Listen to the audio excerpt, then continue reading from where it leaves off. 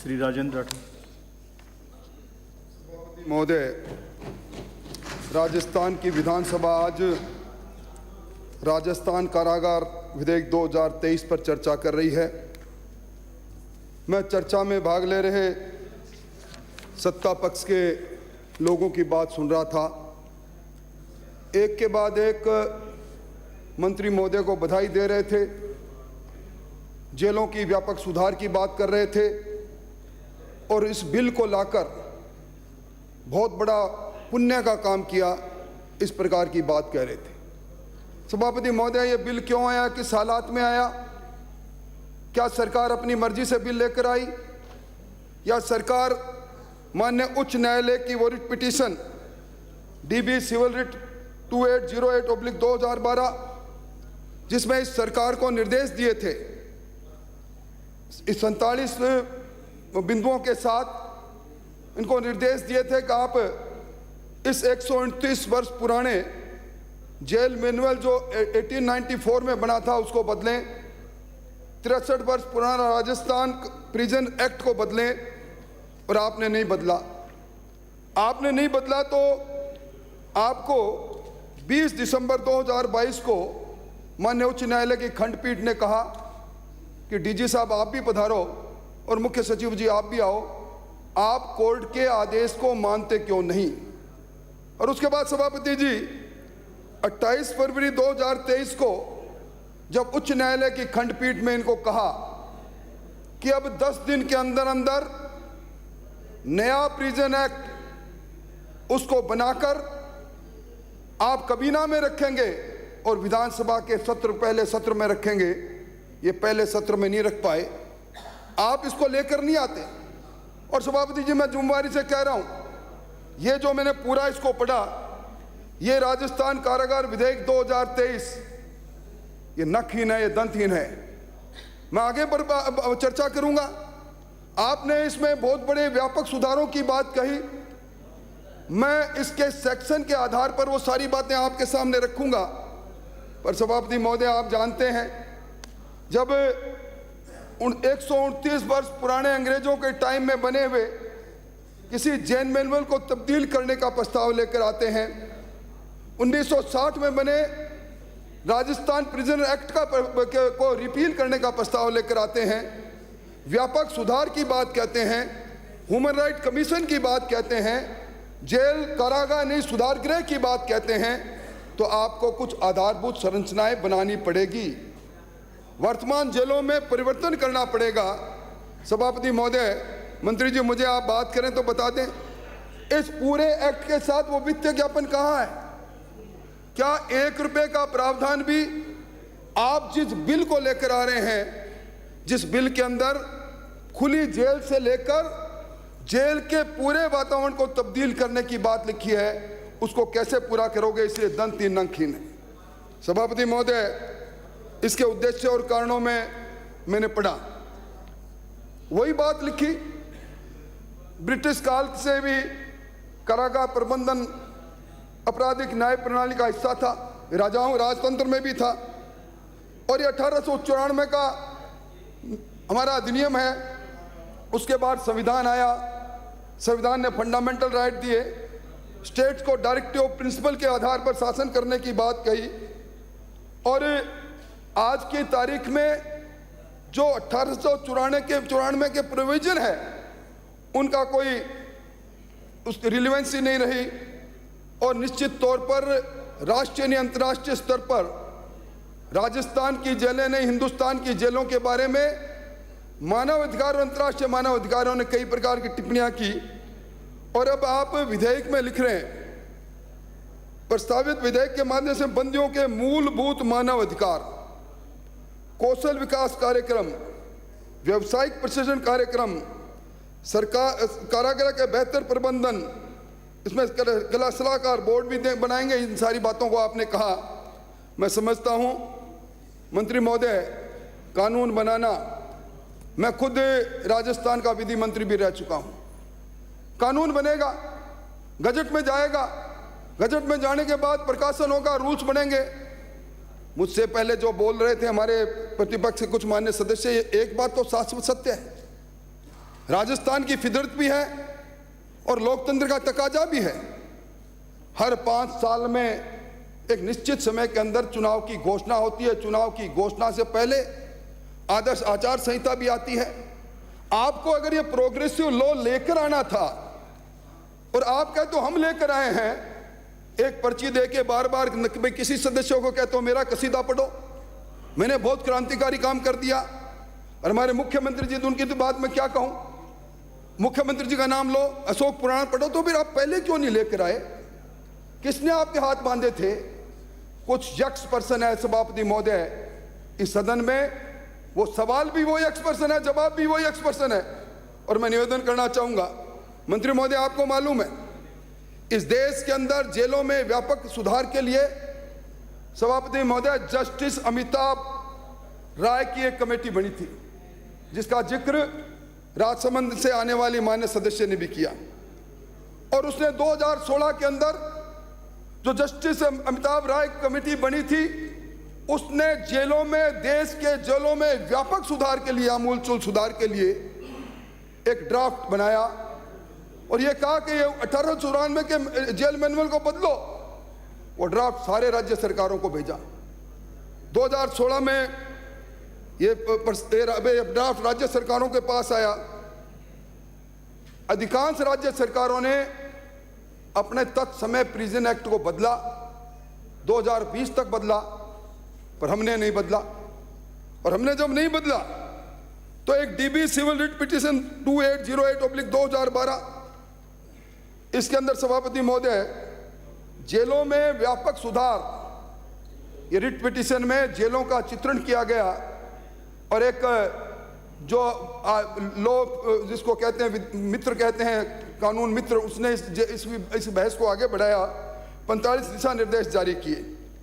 और उसके बाद दिसंबर 2022 और 28 फरवरी 2023 ये 2 फैसले आए सभापति महोदय।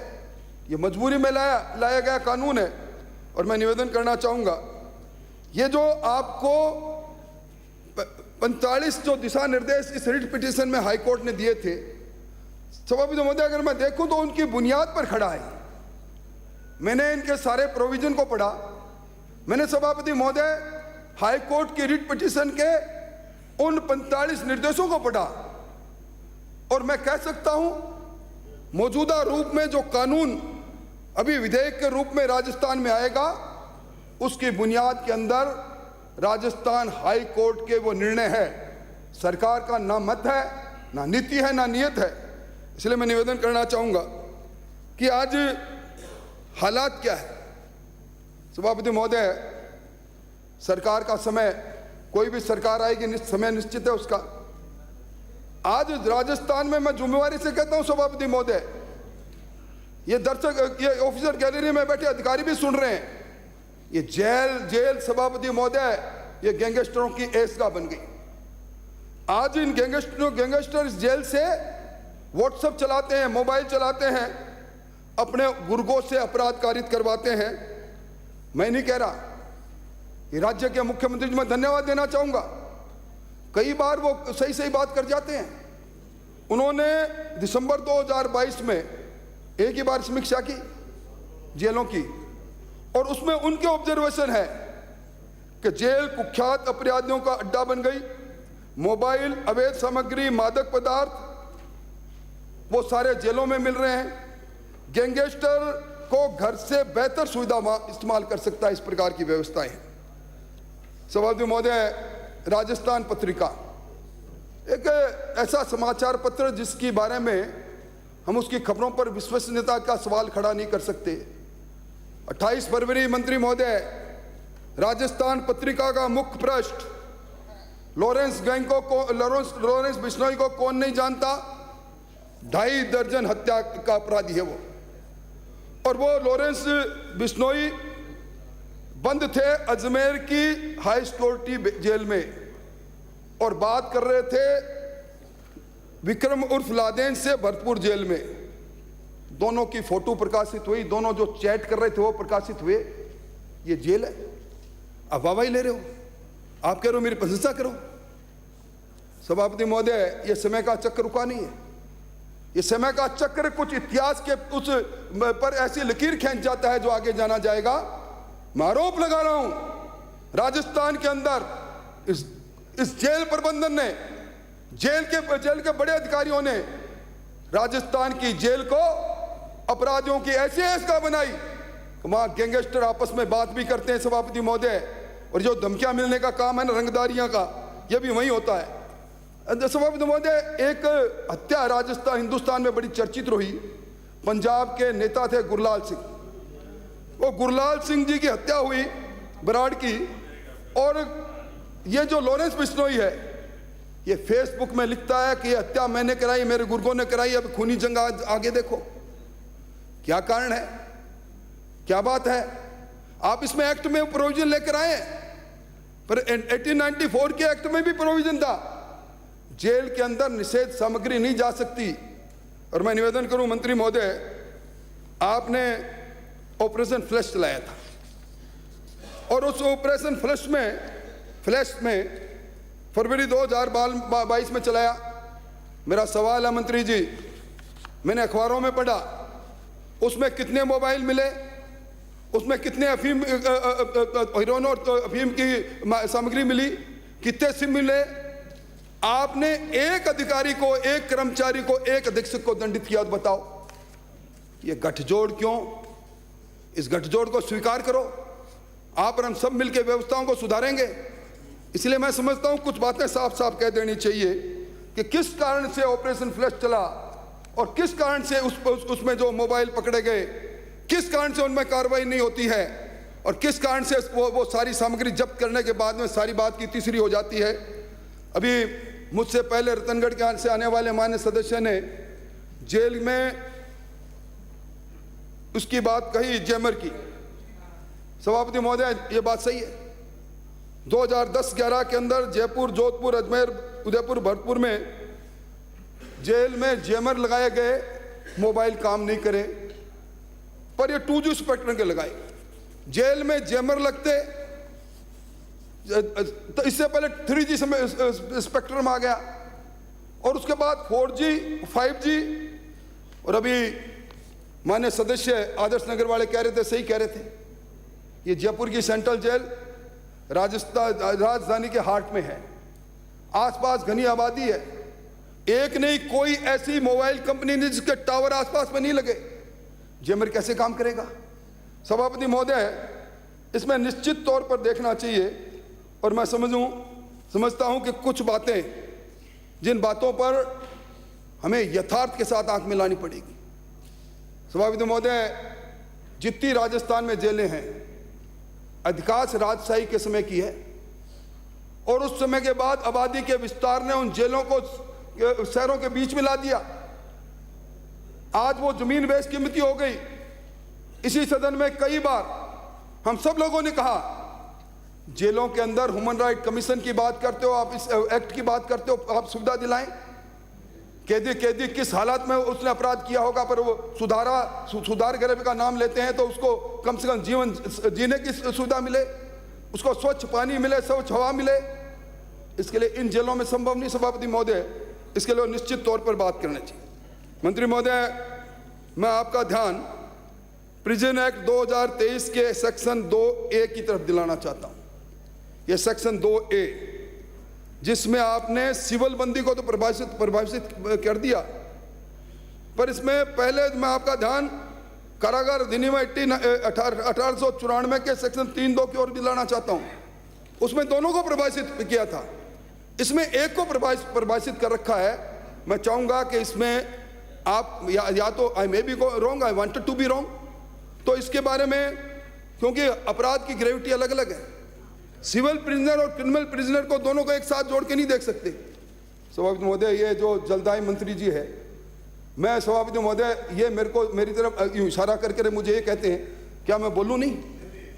यानी आप समझते हो मेरी जबान को बंद कर दोगे आप? ये आपको इशारा कर रहे हैं कि और माननीय राठौड़ साहब, आप TDS हो, TDH हो आप। सभापति महोदय, वो नहीं बताया जाएगा। राज को राज रहने दो, जरा महफिल में रहो। TDS का मतलब वो अलग समझते हैं, मैं अलग समझता हूं। Please continue. सभापति महोदय, ये जो 2A के अंदर आप क्रिमिनल प्रिजनर की परिभाषा क्यों नहीं लेकर आए, इसको जरा देखें। और इस पूरे प्रोग्रेसिव लॉ का अगर सबसे ज्यादा जो सेक्शन है, सेक्शन 3, इसमें आपने पूरी व्यापक व्याख्या की। एक बंदियों की सुलभ व्यवस्था हो, स्वास्थ्य पर प्रतिकूल प्रभाव नहीं पड़े, ह्यूमन राइट पर प्रतिकूल प्रभाव नहीं पड़े, सारी पर्याप्त अलग अलग उसको बैरक में अलग अलग पर्याप्त स्थान हो, दिनचर्या का अच्छी तरह कर सके। आज हालात क्या है?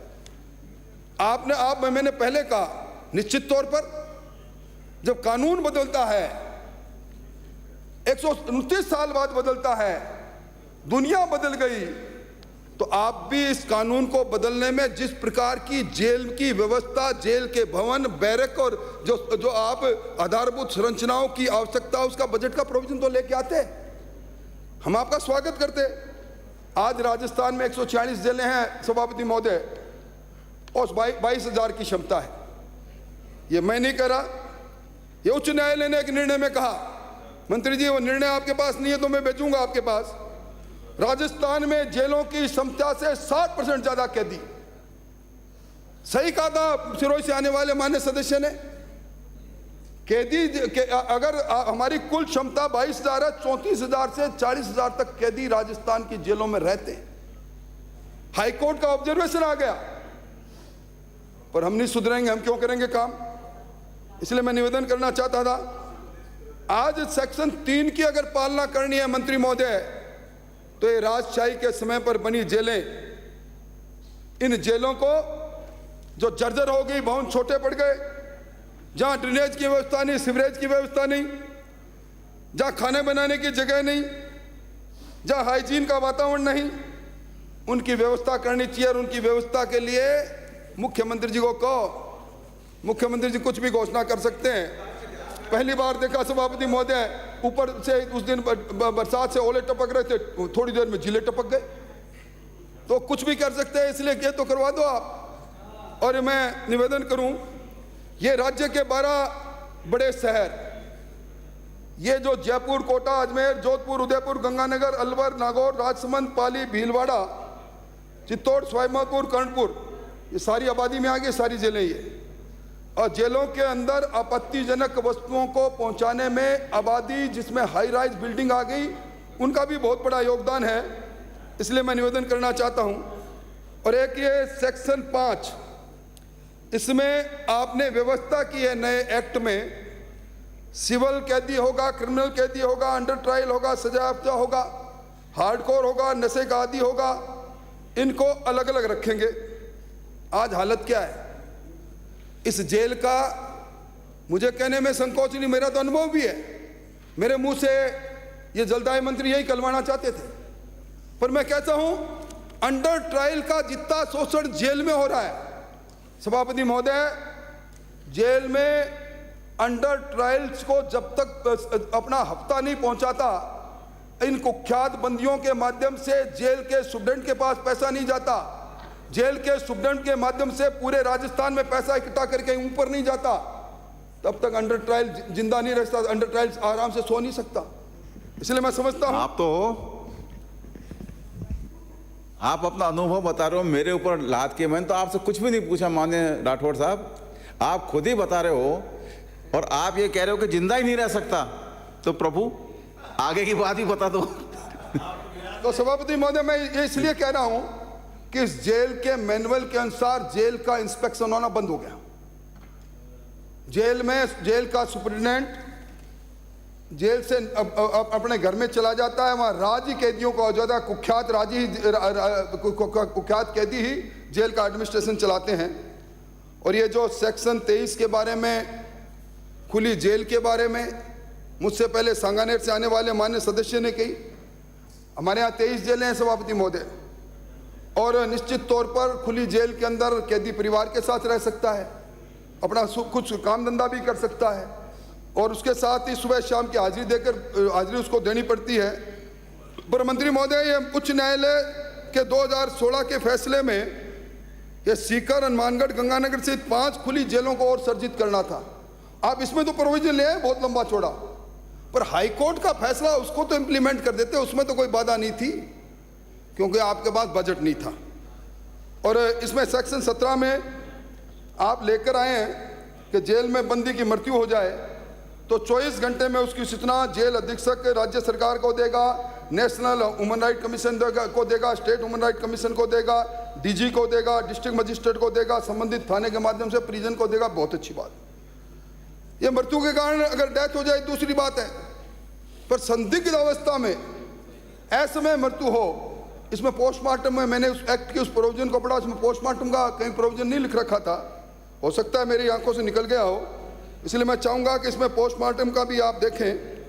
और ये जो सेक्शन 36 इसमें जो प्रस्तावित किया है, आपने कहा कि जेल में जेल अधिकारी, जेल कर्मी कारागार निषेध सामग्री, मोबाइल, सिम, मादक पदार्थ लाता है, किसी कैदी को उपलब्ध कराता हो तो 3 साल की सजा। ये प्रावधान नया नहीं है। इसी तरह का प्रावधान जेल मैनुअल 1894 के सेक्शन 42 में था। इसी तरह के प्रावधान जेल एक्ट 1960 में था। आप मुझे बता दें मंत्री महोदय, अखबारों में तस्वीर छप जाती है, गैंगस्टर आपस में बातचीत करते हैं, चैट आता है, चैट छप जाता है। ये मोबाइल, ये चैट का साधन गया कैसे? ये ऊपर से नहीं आता, बंदी तारीख पर जाता है, वापिस आमद कराता है, आप उसके बॉडी स्कैनर से उसका पूरा उसकी तलाशी लेते हैं। जेल के अंदर कोई सामग्री जाती है, आप पूरी तलाशी लेते हैं।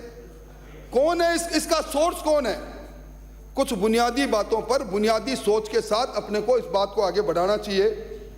और ये जो सेक्शन 44 में आपने बंदियों को अधिकार देंगे, बंदी को अधिकार के बारे में बात की सभापति महोदय, मानवीय गरिमा का अधिकार, न्यूनतम मूल्य आवश्यकताओं का अधिकार, संसूचना, परिवार से संपर्क का अधिकार, कानूनी सहायता का अधिकार, जेल में कार्य योजना रोजगार का अधिकार, समय पर न्याय का अधिकार मिल रहा है। आज मिल रहा है। आज सभापति महोदय बिल्कुल शाश्वत सत्य है, कई ऐसे कैदी सजा से जो उनको सेंटेंस हो सकता है उससे ज़्यादा सजा भुगत लेते हैं, पर रिहाई नहीं मिलती। और सभापति महोदय इसमें खेल ही दूसरा है।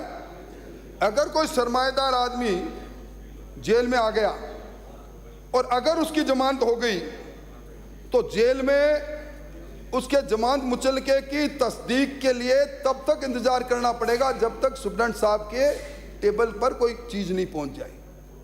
ये कहानी एक जेल की नहीं है, घर घर की जेल की कहानी है।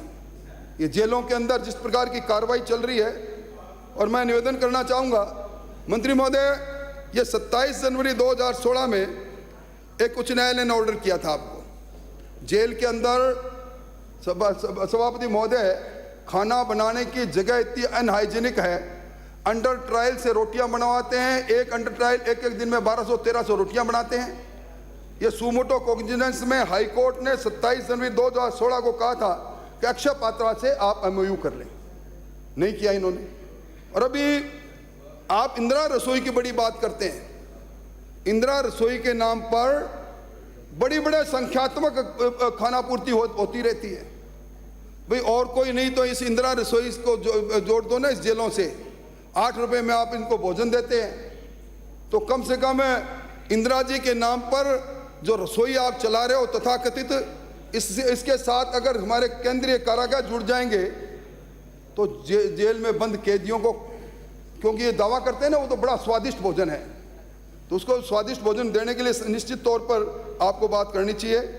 और मैं एक बात कहकर लंबी बात नहीं कहूँगा, मैंने रिहाई के बारे में आपको कह दिया, और निश्चित तौर पर यह स्किल डेवलपमेंट की और उन सब की बातें चली। सभापति महोदय, मैं खुद मेरे निर्वाचन क्षेत्र की जेल में गया था, 15 अगस्त को मेरे को उन्होंने बुलाया, और मैं खुद मेरे विधायक कोटे से मैंने पहले 10 लाख दिए, 10 लाख और दिए, मैं उस लाइब्रेरी का उद्घाटन करने भी गया। मैं समझता हूँ कि इस जेल का परिदृश्य को अगर सुधार गृह में बदलना है तो हमें कुछ बुनियादी बातें ठीक करनी पड़ेगी। और सभापति महोदय, मैं एक बात और निवेदन करना चाहूँगा कि ये जो सेक्शन 44D है, इसमें मंत्री महोदय बंदियों को भौतिक रूप के साथ साथ इलेक्ट्रॉनिक माध्यम से कोर्ट में उपस्थित रहने का प्रावधान है। और अध्यक्ष सभापति महोदय, राजस्थान के अंदर एक बार नहीं, राजस्थान के हाई कोर्ट ने 27/1/2016, 4/11/2022, 20/12/2022 इन सब में कहा कि भाई आप जितने कैदी बंद हैं मेरा ऑब्जर्वेशन नहीं, 65% कैदी उनको अदालत में जिस दिन पेश किया जाता है, अदालत में या तो गार्ड की कमी है, प्रहरियों की कमी है, अदालत में समय पर पेश नहीं हो सकते, और 35 से 40% पद जेल में प्रहरियों के खाली पड़े हैं। ये वीडियो कॉन्फ्रेंसिंग के लिए अध्यक्ष महोदय, राजस्थान का में पहला राजस्थान का हाईकोर्ट होगा जिसने वीडियो कॉन्फ्रेंसिंग के लिए रूल्स बना रखे हैं, सुमोटो रूल्स बनाए हैं, ये सुविधा दे रखी है।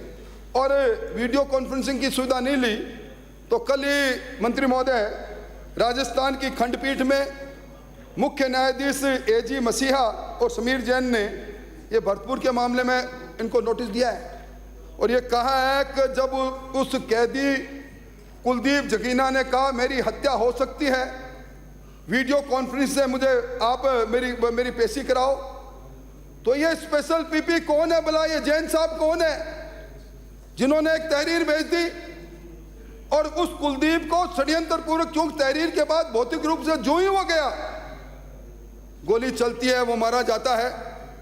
अगर ये वीडियो कॉन्फ्रेंसिंग हो तो मैं समझता हूं कि कई मामले ये आप जो देख रहे हैं, और मैं निवेदन करना चाहूंगा अध्यक्ष महोदय, ये जो वीडियो कॉन्फ्रेंसिंग की सुविधा है इसको निश्चित तौर पर स्ट्रेंथन करना चाहिए। और जेल के अंदर मान्य उच्च, अगर ये सारी वीडियो कॉन्फ्रेंसिंग होती तो जेल के अंदर अजय जेतपुरा पेशी में जाता हुआ नहीं मारा जाता, चूरू राजगढ़ में, वहां संदीप बेदी नागौर में कोर्ट में नहीं मारा जाता पेशी में ले जाते हुए, ये कुलदीप जगीना नहीं मारा जाता। और सभापति महोदय, अब इन हार्डकोर अपराधियों का चित्रण सुनो साहब।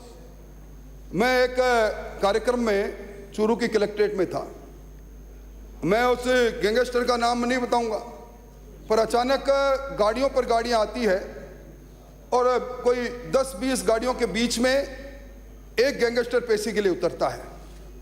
रेबन का चश्मा है, नाइक के जूते हैं, सफ़ेद जग उसके पास, उसका ऊपर शर्ट है, सफ़ेद जग पैंट है, और उसके बाद वो कहते कौन आया कौन आया, तो फिर वो उधर नौजवान चारों तरफ खड़े होते हैं तो फ्लाइंग किस करता है, हाथ हिलाता है। ये इनका महिमा मंडन इन गैंगस्टर का बंद तभी होगा जब कम से कम हार्डकोर अपराधियों को आप वीडियो कॉन्फ्रेंसिंग के माध्यम से इसको करेंगे, तभी ये होगा। इसलिए मैं ये निवेदन करना चाहता हूँ। मैंने कुछ बातें आपको कही है और मैं उम्मीद करता हूँ कि जो बातें माननीय उच्च न्यायालय ने अपने अलग अलग निर्णयों में कही, आप वास्तविक रूप से उनको लागू करोगे। और जेल के अंदर जो अपराधियों का ऐसगा बन गई राजस्थान के अंदर, राजस्थान के कानून व्यवस्था को खराब करने में अगर सबसे बड़ा योगदान है तो राजस्थान की जेलों का है, और इन जेल की व्यवस्था को खराब करने के लिए सबसे बड़ा योगदान है तो आपके सुपरविजन की कमी के कारण है, और इसके बाद भी सबसे बड़ा योगदान है तो उन लोगों को लगाते हैं जो कहते हैं पनिशमेंट पोस्टिंग है। और अंत में मैं यही कहूँगा कि जेल के प्रहरी भी इंसान है। जेल के प्रहरी आपके सामने भूखे रहकर मैस का बहिष्कार करके कितनी बार गुहार लगा चुके हैं। कम से कम उनकी मांगे क्या है क्या नहीं है, कम से कम वार्ता तो करते। और ये जेल, राजनीति में रहने वाले व्यक्तियों का संबंध किस वक्त हो जाए भगवान मालिक है। इसलिए इन जेलों को, इसीलिए कृष्ण जन्मभूमि कहा गया इनको। ये जेल नहीं है, भगवान कृष्ण ने जन्म लिया था कंस के उस राजवंश को खत्म करने के लिए। इसलिए आप याद कर लो, आपातकाल के अंदर भी जेल से बयां निकली थी। और आज मैं कह रहा हूं, ये जो नखहीन दंतहीन कानून लाकर हमारा समय जाया करते हैं आप इसको नोटिफाइड करेंगे, रूल्स बनाएंगे, आपके पास बजट का प्रावधान नहीं। इसलिए मंत्री महोदय, आप भले आदमी हो पर कुछ बातें अपने माथे पर लेकर मत जाओ। और मेरे मित्र आ गए, सभापति महोदय मैं मेरी बात खत्म कर रहा हूं। मेरे को बड़ी पीड़ा है, मैं संयम लोढ़ा की पीड़ा से पीड़ा मिलाता हूं। अब ये मुख्यमंत्री जी के सलाहकार एक सलाह नहीं ली, अब और तो और केंद्रीय कारागृह सिरोही की उस कमेटी के मेंबर उसमें नहीं लेते। और ये इसमें ना, मैं नायक नहीं, मैं खलनायक हूं। मैं अब खलनायक बनोगे, टिकटों का मामला आएगा ना, तो टिकट भी आपको पिछली बार की तरह नहीं मिलेगी। पर मैं चाहता हूं आप जैसे आदमी आए, पर आपके साथ ये पार्टी जिस तरह बर्ताव कर रही है और आप भी ठीक होकर इस पार्टी की जिस तरह पैरवाई करते हो, यह भी इतिहास में लिखा जाएगा। मुझे को आपसे सहानुभूति है। मेरी बात सुनी, धन्यवाद।